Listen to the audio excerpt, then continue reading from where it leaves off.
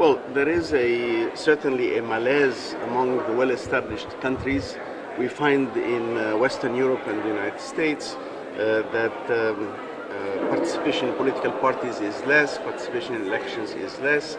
The general attitude of people towards their parliaments doesn't show much respect and appreciation. There are difficulties in governance there.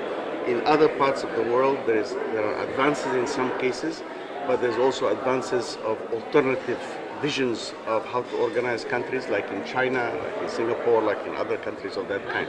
So the question then becomes, is that in the aggregate a decline, or is it just a passage through which transitions are occurring where new techniques, new methods, new generations of people will play a different role? We can disagree on these points, but what is important is to find out ways by which we can reassert the essential concepts of democracy, meaning that the legitimacy of the ruler comes from the consent of the governed, meaning that people should have a say about how they run their lives and their future, meaning that the dignity of human beings and human rights everywhere have to be respected.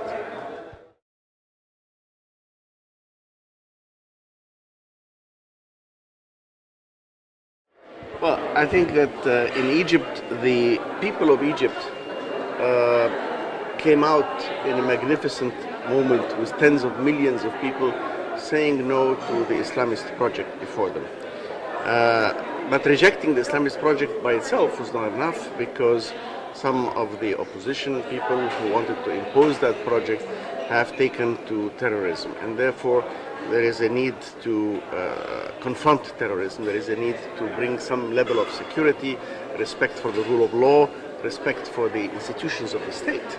And if you look all around Egypt, you will see, whether in Libya or in Sudan or in Somalia or in Yemen or in Syria or in Iraq, things are not going very well. So it's important for Egypt to consolidate itself and then move on with the rest of its democratic program.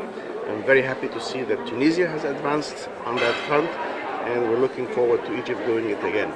Mr. Sisi has won decisive political support in the country and has the support of the institutions of power. And once we bring back this security, I think we can hope for a movement towards parliamentary elections.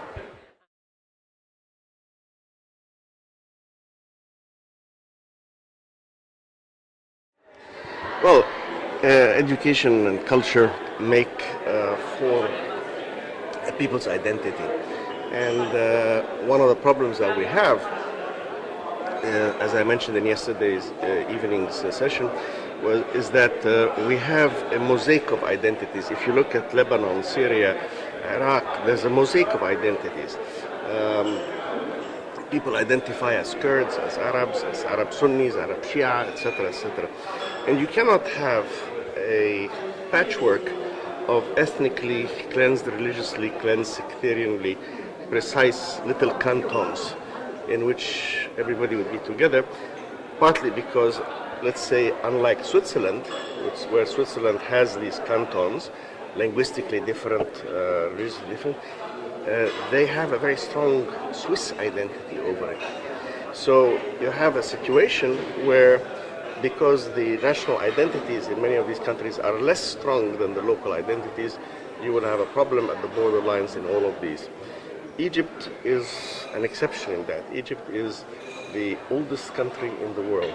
5,100 years ago it was unified, and it has had a continuous central government for 5,000 years in the same frontier, same little valley, and people were known as Egyptians and it was known as Egypt. And therefore you have a very strong national identity. But in other countries, the sectarianism can be strong.